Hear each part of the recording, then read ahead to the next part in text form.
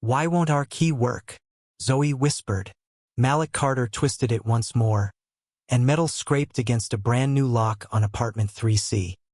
His 7-year-old daughter sat on a purple suitcase, clutching her inhaler in one hand and a rain-soaked notice in the other. "Your company locked us out," she told the woman in the camel raincoat. Malik froze. Kevin Price reached for the paper. "That code isn't for tenants to read." 20 minutes earlier, cold rain had followed Malik through the glass doors of Maple Court Apartments, dripping from his navy delivery jacket onto the gray lobby tile. A fluorescent tube buzzed above the mailboxes, and somewhere near the elevator, a loose wool knocked against a plastic case with the uneven rhythm of a bad shopping cart. The woman in the camel raincoat was struggling to drag a heavy camera case over the raised metal strip beneath the entrance. One will had folded sideways. Malik shifted the grocery bag containing Zoe's cough drops into his left hand and caught the lobby door before it swung into the woman's shoulder. "Hold on." He set the bag down, lifted the case clear of the rainwater, and placed it on the dry tile. The woman exhaled. A small blue compass pin gleamed on her lapel, but Malik never looked closely enough to read it. "Thank you," she said, reaching into her coat. "Please, let me keep it." Malik pushed the folded bills gently back toward her. Nobody should have to wrestle that thing in the rain. His phone vibrated inside his pocket. Zoe's name filled the screen. "Dad." Her voice was thin beneath the hiss of the old elevator. "My key won't turn." Malik's expression changed before the woman could ask another question.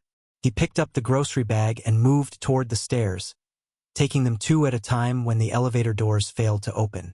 By the time he reached the 3rd floor, his breathing was hard, but Zoe's was worse.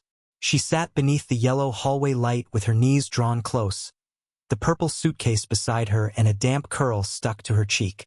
Malik dropped to one knee. "Look at me, baby." Slow breath in. He checked the counter on her inhaler. Almost empty. Her nebulizer and backup medication were inside the apartment. Malik wrapped his delivery jacket around her shoulders, then tried the key. Once, twice. The new lock did not move. Beside the door, 3 stamped rent receipts remained sealed inside the clear plastic pouch he always carried against his chest. He placed them on the suitcase, beneath the edge of the wet notice, protecting the ink from the water running off his sleeve. Footsteps approached from the stairwell. The woman in the camel coat appeared with the damaged camera case behind her. Her gaze moved from Malik to Zoe, then to the notice covering the door. The paper bore a blue compass inside the outline of a house. Beneath it, in red block letters, were the words "Lockout Authorized." Zoe looked at the pin on the woman's coat, then at the logo. She lifted the notice with both small hands. "That's the same picture." The woman stopped. Before she could answer, Kevin Price came down the hall carrying a tablet and wearing the careful smile he used whenever residents were watching. "Mr. Carter," he said, as if Malik had arrived late for an appointment. "This is an administrative matter. You need to remove your belongings from the corridor." Malik kept one hand on Zoe's shoulder. "I paid the rent." Kevin did not look at the receipts. He reached instead for the notice. Malik placed 2 fingers on the wet corner, not tearing it, only keeping it where everyone could see. "I'm not asking you to believe me," he said quietly. "I'm asking you to look." The woman took out her phone and scanned the QR code beneath the Atlas file number. For 1 second, words appeared across her screen before Kevin stepped between them. "Manual review declined." "Manual review declined." The words vanished when Kevin stepped in front of Rachel's phone, his smile still fixed and professional. "That screen contains private tenant information." "It's my information," Malik said, "and my daughter is locked out of her medicine." The fluorescent light above apartment 3C flickered once, turning the wet notice gray, then white again. Rain tapped against the narrow window at the end of the hallway, and Zoe's breath came in small, careful pulls beneath Malik's navy delivery jacket. Kevin lowered his voice as if calmness could make the scene reasonable. "Mr. Carter, your account has been classified as high risk because the balance remains unpaid. We have procedures for these situations." "I paid it. The system says otherwise." Then let the system explain these. Malik slid the clear plastic pouch from beneath the notice and removed 3 rent receipts without letting the paper touch the damp carpet. Each carried a stamp date, a counter number, and the same slanted initials, KP. Kevin did not bend to examine them. His eyes moved instead to Malik's wet work boots, the reflective stripe on his delivery pants, and the grocery bag resting beside the purple suitcase. 2 doors farther down, a chain clicked softly. Someone was listening from behind a narrow opening. Kevin tapped his tablet. Cash payments are difficult to verify. That is why residents are encouraged to use the online portal. The portal charges a fee. Convenience services often do. So I paid at the office. Kevin gave a small, sympathetic nod, the kind used for someone who had failed to understand something simple. People sometimes believe handing over an envelope completes the process. It does not mean the payment was properly received, recorded, or accepted. Zoe shifted on the suitcase. The empty inhaler counter showed through her fingers, a small red mark near the bottom. Malik crouched and touched 2 fingers to her wrist, watching the hollow beneath her throat rise and fall. "Slow in," he murmured. "Hold it. Now out." Kevin glanced toward the stairwell. "You may want to take her somewhere more appropriate while we resolve this. The corridor must remain clear, and I cannot have residents creating a disturbance." Malik's hand stopped for half a second on Zoe's shoulder. He looked up, but his voice did not rise. "She isn't a disturbance." The woman in the camel raincoat, Rachel, studied the receipts from where she stood. "Can you prove those were issued by this office?" she asked. Malik looked at her directly. There was no accusation in her face, but there was no belief either. "The stamp is theirs. The counter code is theirs. The initials are theirs. Paper can be altered. Then compare it." Kevin exhaled through his nose. "Rachel, I appreciate your concern, but this is exactly why we rely on Atlas. It applies the same standard to every resident. It removes emotion, personal bias, and conflicting stories." His tone stayed warm, almost reassuring. The words made Malik sound like the unreliable part of the room. A woman in apartment 3B opened her door another inch, saw Kevin watching, and quietly closed it again. Malik noticed. He also noticed Zoe turning her face away whenever Kevin said words like unpaid and high risk. When Kevin raised his tablet and said he could contact law enforcement if the hallway was not cleared, Malik gently covered Zoe's ears with both hands. He waited until Kevin finished before speaking. "Who signed for my money?" The question hung between them. Kevin's thumb stopped above the tablet screen. "That is not how the review works. Those initials say KP. Initials are not proof of receipt." "Then whose are they?" A faint smell of lemon cleaner rose from the carpet where rainwater had darkened the fibers. Rachel stepped closer, careful not to touch the receipts, and looked at the serial numbers. They ran in sequence. The newest one had been stamped 3 days before the lockout notice. "Laura should address this," Kevin said. He called the regional office and placed the phone on speaker. After 2 rings, Laura Bennett answered with the smooth patience of someone accustomed to ending arguments without sounding unkind. "Mr. Carter, I understand this is upsetting. My daughter's medication is inside, and we are concerned for her well-being. However, company policy must be applied consistently. Atlas shows 3 unverified cash submissions and an unresolved balance. I cannot reopen a finalized file based on photographs of paper receipts. You haven't looked at them." The system reviewed the payment status. Malik watched a drop of water slide down the plastic pouch and stop beside the newest stamp. "When?" he asked. Laura paused. Kevin answered for her. "The receipts were rejected before the weekend. This process has already been explained." Rachel's eyes lifted from the paper. The notice in Zoe's hand was dated Monday morning. If Atlas had not issued the decision until 4:17 a.m. Monday, how had Kevin known the receipts were rejected before the weekend? Rachel looked from the Monday timestamp to Kevin's face, but before she could ask another question, the elevator doors opened with a tired metallic groan. Henry Wallace stepped out carrying a folded yellow caution sign and a ring of maintenance keys. At 64, Henry moved carefully, favoring his left knee, but he still greeted every resident by name. Kevin pointed toward Zoe's purple suitcase. Clear the corridor. Fire code. Henry's eyes settled on Zoe beneath Malik's delivery jacket. She's having trouble breathing, and emergency access must remain unobstructed, Kevin replied. Move the luggage downstairs. Henry wrapped one hand around the suitcase handle. His fingers trembled against the purple plastic. Zoe tightened her grip on Malik's hand. Dad, is Mr. Henry taking our stuff? No, baby. Malik stood, lifted the suitcase himself, and placed it upright against the wall inside the painted safety line. There. The walkway's clear. Kevin's mouth tightened. Henry was handling it.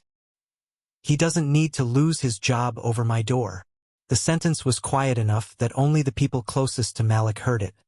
But Henry lowered his eyes as though it had landed somewhere painful. At the far end of the hallway, another apartment door opened. A woman Malik recognized from 4A stepped out carrying 2 black trash bags stuffed with children's clothes. A little boy followed her in socks, holding a plastic dinosaur under one arm. There was a fresh notice on their door too. The boy's shoulders shook from the cold. Malik reached into the side pocket of his delivery bag and pulled out a silver emergency blanket. He had started carrying one after Zoe's first severe asthma attack, when an ambulance crew had wrapped her in something that looked too thin to hold any warmth. Here, he said to the mother. Put this around him. She hesitated. Doesn't your daughter need it? Malik looked at Zoe. She was already wrapped in his jacket, her small face nearly hidden by the collar. She has me. Zoe watched the silver blanket open with a soft crackle around the other child. It looks like space paper, she whispered. Yeah, Malik said, rubbing warmth into her fingers. Like an astronaut. For half a second, she smiled. Henry bent to help gather the receipts that had shifted on the suitcase. As he did, a worn black notebook slipped from beneath his maintenance clipboard and struck the carpet.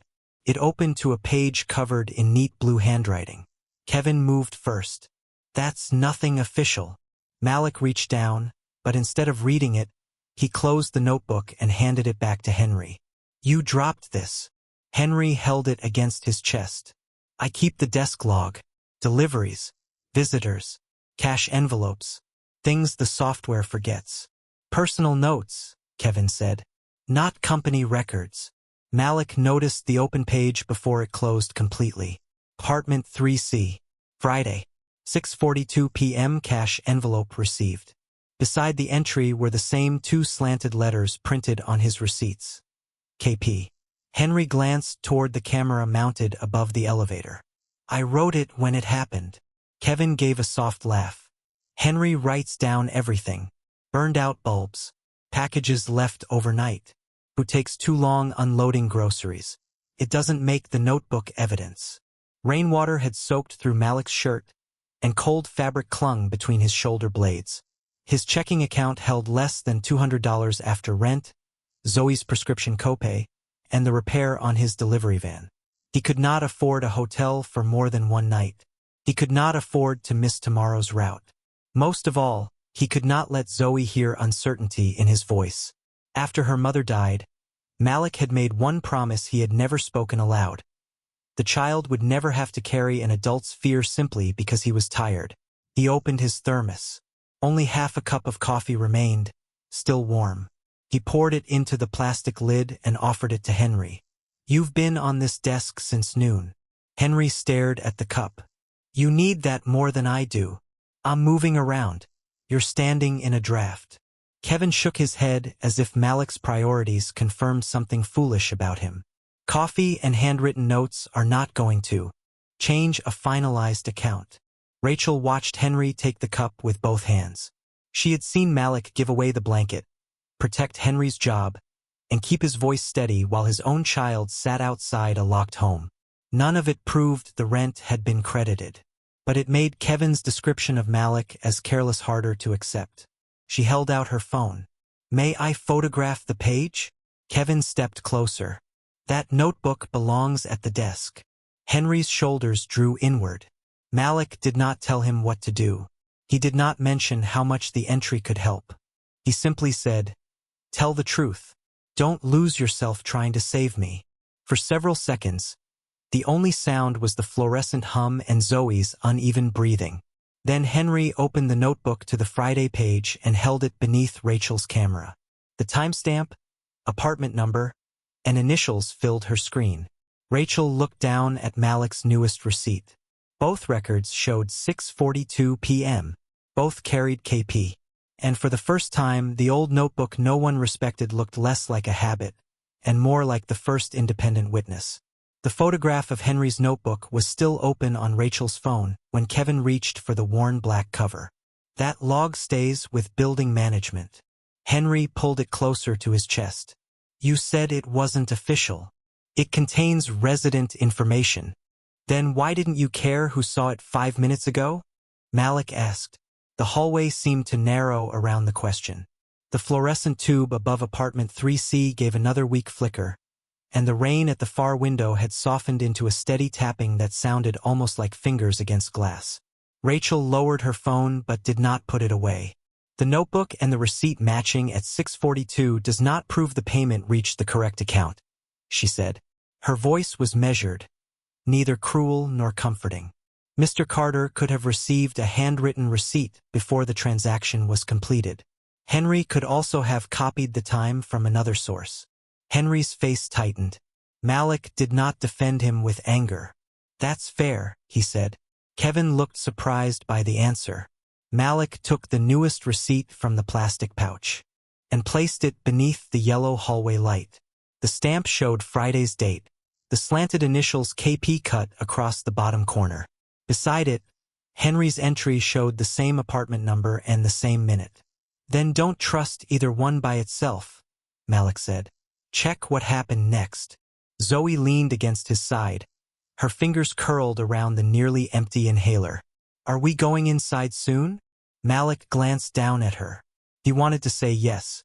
The word rose into his throat and stopped there. He had promised himself he would never make fear heavier by wrapping it in a lie.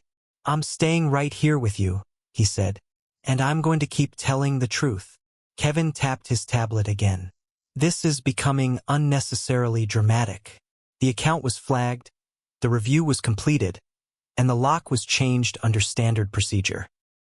His voice remained courteous, but his thumb pressed so hard against the tablet's edge that the skin beneath his nail turned pale.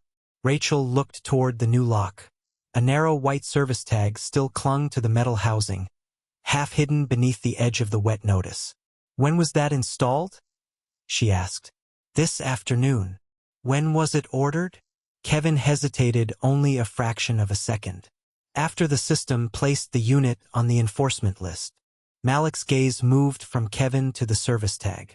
Years of reading delivery labels in dim loading docks had trained him to notice small print without thinking about it.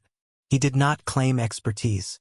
He simply stepped closer, careful not to touch the lock, and tilted the wet notice away from the hallway light. A line of thermal ink appeared on the tag. "Work order created. Sunday 8:23 p.m. Rachel crouched to read it. "The Atlas decision was Monday at 4:17 in the morning," she said. Kevin answered quickly. "Maintenance orders are often prepared in advance. It saves time if an expected outcome is confirmed." "Expected by whom?" Malik asked. No one spoke. Zoe pulled a short yellow pencil from the front pocket of her backpack. One side had been chewed nearly flat. "You can use mine, Dad." Malik took it and turned over an unsigned delivery slip from his pocket. On the blank side, he wrote 4 times in a straight column. Friday, 6:42 p.m. Payment delivered. Saturday, 8 a.m. Cash reconciliation due.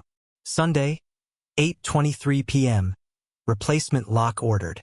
Monday, for 17 a.m. Manual review declined. He placed the paper on top of the purple suitcase. The graphite looked faint beneath the harsh hallway light, but the order was unmistakable. Rachel read the list twice. "Who approved the Sunday work order?" she asked. Kevin adjusted his tie. The system had already moved Mr. Carter into the preliminary queue. "That isn't what you said?" Rachel replied. You said the order came after the enforcement list. Preliminary queue enforcement list. Those are internal stages of the same process. He gave a patient smile, as though explaining company language to people who lacked the education to understand it. The lock was only prepared. No action occurred until authorization. Malik touched the old key in his palm. His teeth were cold and wet. The action was already chosen, he said. The paper just arrived later. Rachel's eyes shifted from the key to the work order tag. She still had not said she believed him. She still had no proof of who received the envelope or why the payment disappeared. But the building manager had now given two different explanations for the same 8-hour gap. Kevin moved in front of the lock, blocking the service tag with his body. We should take this downstairs and handle it privately. Rachel did not move. Instead, she raised her phone and photographed the tag over his shoulder. The image captured the Sunday timestamp, the edge of the Meridian notice, and Kevin's hand reaching toward both. The punishment had been prepared before Atlas claimed to make its decision. The only question left was who had known the outcome before the system did. Who had known the outcome before the system did. Rachel kept the photograph of the Sunday work order tag open on her phone while Kevin stood between her and the lock. We should continue this downstairs. The camera is downstairs, Malik said. Then let it show what happened. The elevator motor hummed behind the wall, and the hallway fell quiet enough for Malik to hear the soft plastic rattle of Zoe's inhaler each time she adjusted her grip. Kevin's professional smile remained in place. Security footage is not available on demand. There are privacy protocols. Rachel looked at him. Preserve every recording from Friday evening through this morning. Kevin's hand tightened around his tablet. Of course, but I would caution against creating expectations. The system experienced a restart over the weekend. Was that reported? It should be in maintenance. Rachel sent a brief message without explaining who would receive it. Then she asked Henry to lead them to the management station while Malik stayed with Zoe near the open center of the hallway. A few minutes later, a Latina nurse in dark blue scrubs came through the stairwell carrying a medical bag. Sophia Ruiz lived 2 buildings away and had treated Zoe during a previous asthma flare. She crouched beside the child, listened to her breathing, and checked the inhaler counter. She is stable right now, Sophia said quietly, but she needs the nebulizer soon. I'm staying with her. Malik nodded once. Tell me if that changes. Kevin unlocked the management tablet and opened the camera archive. The screen cast a pale rectangle across his face. The lobby camera does not capture transactions inside the office, he said. Nobody said it did, Rachel replied. Start at 6:30 Friday. The footage opened on a wide view of the lobby. People moved through the frame without sound. Residents carrying groceries, a delivery driver leaving a package, Henry wiping rain from the glass doors. In the corner, the timestamp advanced towards 6:41. Malik appeared wearing the same navy delivery jacket, dry then with a white envelope tucked beneath one arm. Zoe, smaller beneath her yellow school backpack, walked beside him holding a folded drawing. That was for Mom's memory box, she whispered. Malik squeezed her hand without taking his eyes from the screen. At 6:42, the recorded Malik removed the envelope from his jacket and passed it through the narrow opening beside the office door. A hand reached from behind the frame and accepted it. Henry's chair stopped creaking. The woman from apartment 4A stopped whispering to her son. Even the buzz of the fluorescent lights seemed louder. Rachel placed her phone beside the 3 receipts and Henry's notebook. All 3 showed the same minute. He delivered the payment, she said. Kevin lifted one palm. He delivered an envelope. The camera cannot establish its contents, or whether the person receiving it had authority to process cash. The receipt establishes the amount, Malik said. The desk log establishes what it was. Those documents remain unverified. Then keep watching. The video continued for 12 seconds before the image jumped. The timestamp changed from 6:43 to 7:10. 27 minutes had disappeared. Kevin leaned closer as if seeing the gap for the first time. There. That would be the restart I mentioned. Rachel opened the maintenance log attached to the archive. No outage. No reboot. No camera repair. Only a routine battery inspection from the previous month. There was no restart, she said. Kevin's voice stayed smooth, but a pulse moved at his temple. Logs are not always updated immediately. We should avoid drawing conclusions in front of residents. Who exported this file? Rachel asked. The system generates clips automatically. That was not my question. Malik could have pointed at Kevin. He could have demanded that the residents look at the initials KP on every receipt. Instead, he turned when Sophia touched his sleeve. Zoe's fingers were colder. Malik sat beside her on the suitcase, warmed her hands between his palms, and counted for slow breaths with her. Rachel watched him lower his voice while the proof of his payment glowed on the screen behind him. I can authorize a hotel room tonight, she said. For you and Zoe. We can review the rest privately. Kevin nodded quickly. That would be the most responsible resolution. Rachel opened a temporary assistance form. Malik read the first page and stopped at a sentence requiring the tenant to keep the matter confidential while the account remained under review. He handed the tablet back. Are the families in 4A and 5C getting rooms too? We are discussing your case. Then we're not discussing the whole problem. He looked toward the other suitcases along the hall. I won't sign something that gets my daughter inside while their children stay out. Zoe leaned against him, calmer now because Sophia was beside her and her father's voice had not changed. Rachel slowly lowered the tablet. The evidence had proved Malik was not lying about delivering the envelope. His refusal proved something the footage could not. He was not using the crisis to bargain for himself. Kevin adjusted his tie. There is no reason to turn an isolated account error into a public accusation. Let me handle the remaining footage through the proper channel. Rachel looked again at the missing 27 minutes. Are there other cameras covering the office entrance? Nothing useful. Which cameras? The parcel camera does not see the desk anyway. Kevin stopped speaking. Rachel had never mentioned a parcel camera. Malik looked toward the smoked glass mailroom door across the lobby monitor, where the shiny fronts of the package lockers faced the management office like a row of dark mirrors. The first camera had proved he handed over the envelope. The second might show who had taken it. The parcel camera did not face the management desk, but the black glass covering the package lockers reflected everything Kevin had assumed was outside the frame. Rachel froze the image at 6:42 p.m. Malik's white envelope appeared in Kevin's hand, reversed in the dark glass but unmistakable. The slanted stamp came down once. Kevin opened a gray drawer marked Cash Review and placed the envelope inside. That could be any envelope, he said. It has my route number on the corner, Malik replied. I write it there so I know which paycheck covered the rent. Rain ticked against the lobby windows on the monitor. In the hallway, the heating vent clicked off, leaving only Zoe's shallow breathing and the faint electronic whine of the tablet. Rachel advanced the footage.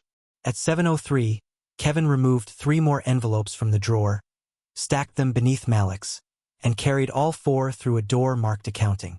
Show me the ledger, she said. Kevin's smile tightened. Financial reconciliation requires regional authorization. Rachel entered a code on her phone. Verification request appeared on the tablet almost immediately. Kevin stared at the screen. You have executive access? Open the ledger. He did. The envelopes had not vanished. Malik's payment sat in a holding account labeled unallocated cash, along with payments from apartments 4A, 5C, 2B, and more than 20 other units across 3 Meridian properties. The money was inside the company's books, but none of it had been credited to the families who paid it. So the cash was received, Rachel said. It was awaiting verification, Kevin replied. For how long? That depends on risk classification. Malik looked toward the woman from 4A, who still held her little boy beneath the silver emergency blanket. Her money is there too? Rachel opened the list. The woman's apartment number appeared 4 lines beneath Malik's. Kevin wiped one thumb along the edge of his tablet. These residents chose a payment method with additional processing requirements. No one targeted them. Malik could have raised his voice. He could have pointed to Kevin and named him a thief in front of every open doorway. Instead, he asked Rachel to save a copy of the ledger before anyone changed it. "Not just my line," he said. "All of it." Rachel looked at him for a moment, then sent the file to an external legal archive. A new voice entered through her phone. "I have the preserved copy," said Mei Chun. An attorney Rachel had contacted without explanation. "Do not allow anyone to alter the tenant records or camera exports." Kevin's eyes shifted toward the ceiling camera. "This is being taken far beyond what the facts support." "Then the facts will bring it back," Malik said. He spread the 4 lockout notices across the purple suitcase. The paper corners curled from the damp air. At first, the file numbers looked random. Then Malik noticed the timestamps. 4 hours 17 minutes and 3 seconds. 4 hours 17 minutes and 7 seconds. 4 hours 17 minutes and 11 seconds. 4 hours 17 minutes and 15 seconds. He had spent years sorting delivery routes by scan time, learning how a few seconds could reveal whether packages had been processed by a person or released in a batch. "These weren't reviewed one at a time," he said. "They were pushed through together." Rachel opened the Atlas history. The same pattern continued through dozens of accounts. Every resident had paid in cash. Every payment had been moved into the unallocated holding account. Every manual review had been disabled under the same regional override. Laura Bennett's name appeared beside the command. Kevin's phone lit up. He turned it face down too quickly. Rachel had already seen the preview. "Resolve flagged units before executive media walkthrough." "Open it," she said. "That is regional correspondence." "Open it." Kevin's breathing changed. The message instructed building managers to clear flagged units before Meridian filmed its Homes with Dignity campaign. Attached beneath it was a batch work order for replacement locks, including Apartment 3C. The order had been issued before Atlas rejected the reviews. Laura joined the call, her voice still polished but moving faster now. "Resolve means complete the administrative process. It does not mean remove families." May's voice came through the speaker. "Then why does the attachment list locksmith times?" For several seconds, nobody answered.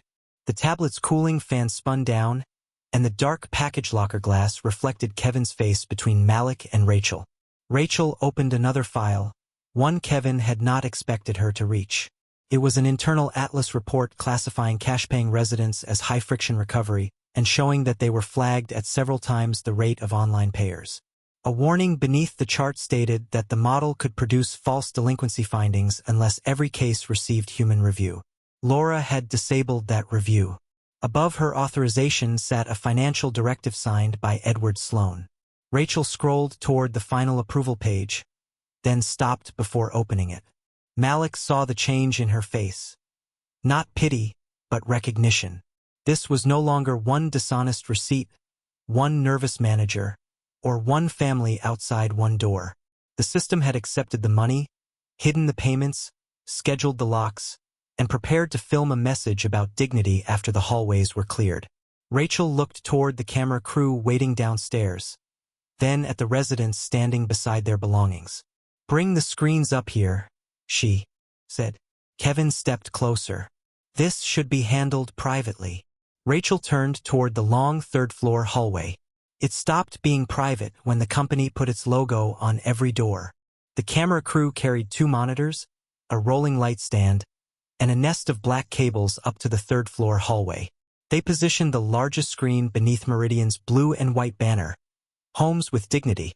Below the slogan sat 4 purple, gray, and black suitcases belonging to families who had been locked outside. No one raised a voice. Doors remained open along the corridor, residents standing inside their thresholds, as if the strip of carpet beyond them had become a courtroom. Sophia stayed beside Zoe, one hand near her medical bag. Malik stood behind his daughter's suitcase, still wearing his rain-darkened delivery shirt. He did not look like a man arriving to claim victory. He looked cold, tired, and determined not to leave another family alone in the hallway. Rachel stepped beneath the camera light. The brightness drained the color from her camel raincoat and made the compass pin on her lapel flash. "My name is Rachel Morgan," she said. "I am the Chief Executive Officer of Meridian Residential Group." Kevin's face emptied for 1 second before his professional expression returned. Henry slowly removed his cap. Zoe looked up at Malik. "She's the boss." Malik kept his hand around hers. "She's the person who has to answer now." Rachel connected Laura Bennett and Edward Sloan to the screen. Laura appeared inside a polished regional office, her voice calm and concerned. Edward sat before a wall of framed financial awards, his silver tie perfectly centered. "This situation is deeply regrettable," Laura began. "But residents were not removed because of income, race, or family status. They were flagged by a neutral payment verification process." Edward nodded. "Atlas does not know who a tenant is. It evaluates transaction risk. Any individual errors should be corrected without misrepresenting the integrity of the system." For a moment, their explanation seemed to restore order. Several residents exchanged uncertain looks. A machine could make mistakes without anyone intending harm. Kevin folded his hands in front of him. "That is what I have been trying to explain." Rachel did not respond. She looked at Malik. He placed the wet lockout notice beneath the banner. The blue compass logo on the paper matched the one above his head and the pin on Rachel's coat. Beside it, he laid down his old apartment key. "This is what the system did," he said. Then he placed the 3 receipts beside the key. "This is what I did." Each stamp showed the proper date, the same counter code, and the initials KP. Laura leaned closer to her camera. "Receipts only confirm that paper was issued. They do not establish that the funds were allocated to the correct lease." Kevin released a careful breath, as if she had closed the gap. Rachel lifted Henry's notebook and turned it toward the hallway camera. 6:42 Friday evening, she said. "Apartment 3C. Cash envelope received. Initials KP. A handwritten log is not an audited record," Edward replied. Rachel touched the monitor control. The lobby footage began to play. Malik appeared at 6:41 with the white envelope beneath his arm. At 6:42, he passed it through the office opening. The image jumped before the recipient's face became visible. Laura spoke quickly. "That footage proves only that Mr. Carter handed over an envelope." The room shifted again. It was a reasonable answer, and Kevin knew it. He looked toward Malik as though the entire public confrontation had finally reached the limits of what could be proven. Malik did not accuse him. He did not describe the night Zoe had spent fearing her own front door. He placed the photograph of the Sunday lock order tag beside the receipts. "Which one of these did you check before my daughter lost access to her medicine?" he asked Laura. She opened her mouth, but no answer came. Malik stepped back and lifted Zoe onto the suitcase. The evidence remained under the banner without him standing over it. Rachel played the second recording. The black glass of the package lockers reflected Kevin receiving Malik's envelope, stamping the receipt, and placing the money inside the cash review drawer. The whispers stopped. Kevin's hands separated. "I followed. Regional processing requirements." "The payment was not lost," Rachel said. She opened the accounting ledger.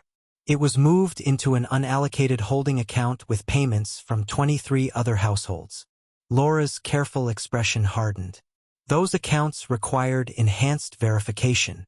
Mei Chen's voice entered through the speaker. "The verification was disabled by your regional credentials." Rachel displayed Laura's email instructing managers to resolve flagged units before the executive media walkthrough. Attached beneath it was the batch locksmith schedule. "Resolve meant finish processing," Laura said. "It did not mean remove anyone." Kevin glanced toward the active camera and spoke before she could stop him. "We could not have lockout optics in the background of a homes with dignity video." The words landed harder than a confession shouted in anger. Rachel turned to Edward. He adjusted the cuff of his shirt. "Whatever the regional team did, the model itself remains neutral." May opened the internal impact report. Cash payment, zip code, prior maintenance disputes, and previous appeals appeared as risk variables. Residents fitting those patterns had been flagged several times more often than online payers. The model may not have known Mr. Carter's name, May said, but it knew enough about his life to treat him differently. Edward's jaw tightened. That report identified a possible correlation, not proven discrimination. Malik looked at the screen. Neither the model nor the people using it knew me, he said. But all of you were willing to punish my daughter before one person looked at the proof. Rachel opened Edward's financial memorandum. Page after page showed projected savings, faster unit recovery, and warnings that false delinquency findings would rise if human review were removed. Laura had disabled that review. Edward had recommended keeping the system. Rachel scrolled to the final page. Her hand stopped on the monitor control. Beneath the warning no one had acted upon was one last electronic approval, and the name attached to it was her own. Rachel's name glowed beneath the final Atlas warning. For one suspended second, the blue light from the monitor seemed to flatten every face in the hallway. Laura began speaking first. Executive approval does not mean operational knowledge. Edward leaned toward his camera. The warning was preliminary. Kevin looked at Rachel as if waiting for her to close the file and protect the company. Rachel muted all three of them. My name is on the approval, she said. I signed it. Their choices do not erase mine. No one moved. The projector fan whispered beneath the Homes with Dignity banner. Somewhere inside apartment 3C, Malik could hear the faint mechanical click of the thermostat cycling on, separated from Zoe by one locked door. Rachel turned back to the evidence arranged on the carpet. She lifted the wet notice first. Atlas authorized this lockout at 4:17 Monday morning. She placed it beside the receipts. Mr. Carter's payment was stamped at 6:42 Friday evening. Henry opened his notebook to the matching entry. Rachel displayed the lobby footage, then the reflection from the parcel lockers showing Kevin accepting the envelope and placing it in the cash review drawer. She opened the accounting ledger. Malik's money was there. So were payments from 23 other households. She showed Laura's override disabling manual review, Edward's memorandum recommending the system despite known false delinquency risks, and the Sunday locksmith order created before the final decision. Each piece closed another place where doubt could hide. Kevin's tablet slipped slightly in his hand. He caught it against his hip, but the hard plastic struck the wall with a hollow knock. Laura looked away from her camera. Edward reached for a pen, then left it lying untouched beside his financial awards. This was not a misunderstanding, Rachel said. The company received the money. The system separated it from the leases. Human review was removed. Locks were ordered before appeals were complete. Then families were cleared from the hallway before we filmed a message about dignity. Kevin swallowed. Rachel, the cameras are still running. We should manage this before the public misunderstands what happened. Malik looked at him without anger. They understand. Sophia touched Malik's arm. Zoe's breathing had tightened again, each inhale pulling visibly beneath her ribs. She needs the nebulizer now. Malik lifted his daughter from the purple suitcase. Her hand closed around the front of his damp shirt. Dad, I'm tired. I know, baby. I've got you. Rachel turned to the building engineer standing near the stairwell. Cut the lock on 3C. Then open every unit on this batch list. Kevin stepped forward. You cannot override active enforcement without regional clearance. Rachel held up her phone. I am the clearance. She issued the orders one by one. Atlas suspended immediately, every related lockout frozen. All account records preserved in an external archive. Kevin's building access revoked. Laura placed on administrative leave. Edward's authority to alter financial data disabled. May confirmed that copies of the footage, ledgers, emails, and audit logs had been secured for independent review. The engineer pressed the cutting tool against the new lock. Sparks flashed briefly against the wet metal. Zoe buried her face in Malik's shoulder. A second later, the severed cylinder struck the carpet and rolled beneath the Meridian notice. Rachel pulled the paper from the door with both hands. The adhesive resisted, tearing slowly across the logo before finally releasing. She did not enter. She stepped aside. Malik carried Zoe across the threshold while Sophia followed with her medical bag. From inside the apartment came the quick opening of a cabinet, the rattle of plastic tubing, then the low hum of the nebulizer. Malik sat on the edge of Zoe's bed and held the mask gently against her face. Her breathing gradually softened. In the hallway, other locks were being opened. Doors clicked, children called for blankets, and residents stepped back into homes they had paid for. When Malik returned, Zoe resting safely with Sophia, Rachel was still holding the torn notice. "Mr. Carter," she said, "tell me what the company can do for you." Malik looked at the hotel form on the suitcase, the active cameras, and the families gathering their belongings from the floor. He could have asked for money, a better apartment, or a promise made only in his name. Instead, he placed his old key beside the notice. "Open every file," he said. "Not just mine." The hallway went silent again, but this time it was not shock that held them. It was the weight of a man who had finally been believed and had chosen not to use that moment only for himself. The doors had opened and the truth had been recognized. But what would Malik choose when the company offered him a voice powerful enough to change what happened after the cameras were gone? By midnight, the third-floor hallway was almost empty. The camera lights had been switched off, the cables coiled, and the torn Meridian notice lay sealed inside an evidence sleeve on Henry's desk. Behind apartment 3C, the nebulizer hummed softly while Zoe slept beneath Malik's navy delivery jacket, one small hand resting near the mask tubing. No one applauded when the last family carried its suitcase back through an open door. The residents simply stood for a moment beneath the fluorescent lights, listening to locks turn from the inside. Kevin left the building without his access badge. Laura's credentials were suspended before she ended the call. Edward's files were copied into an independent legal archive, where he could no longer change a date, delete an email, or rename a warning. Rachel remained in the hallway after everyone else had gone. "I'm sorry," she told Malik. He looked through the doorway at Zoe. "She needed her medicine before your apology." Rachel lowered her eyes. "You're right."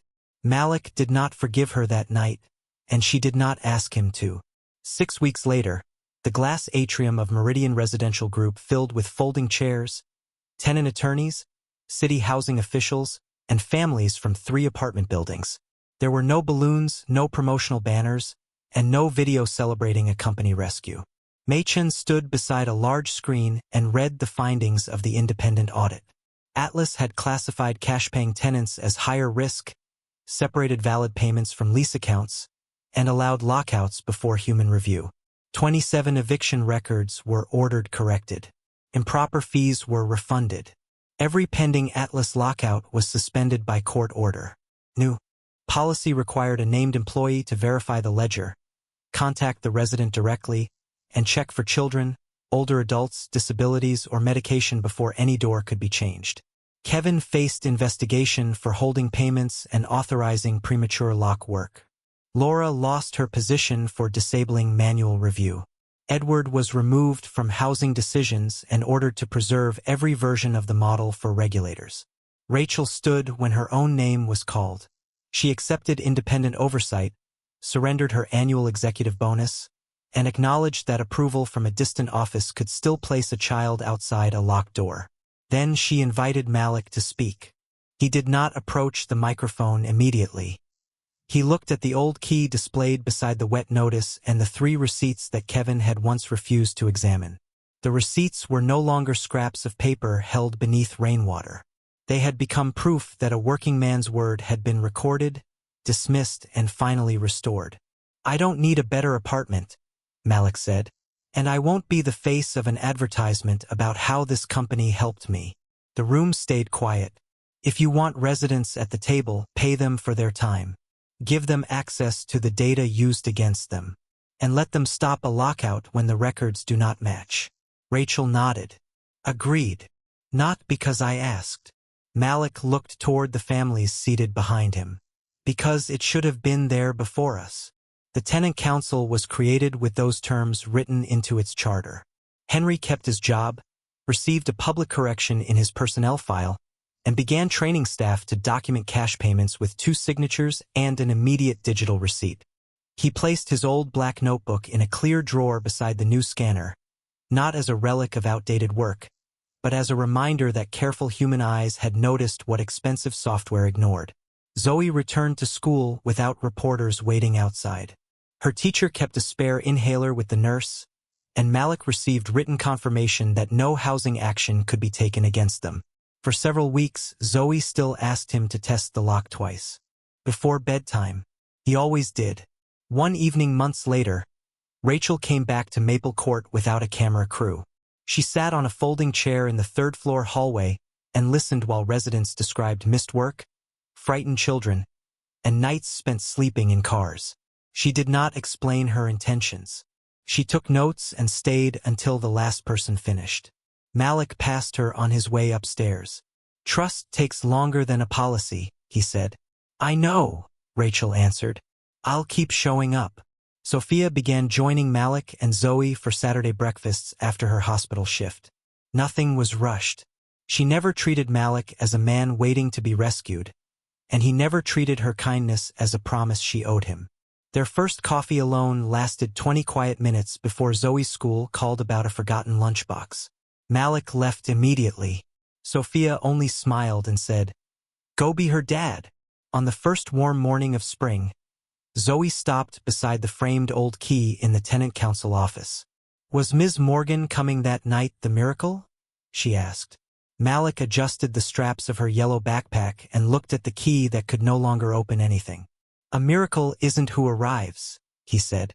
"It's what people choose after they see the truth." Zoe slipped her hand into his, and together they walked through the door without testing the lock. Behind them, no one spoke. The silence was no longer fear or shame. It was the quiet understanding that dignity had never needed to shout. It had only needed someone brave enough to keep the proof dry until justice finally learned how to read it.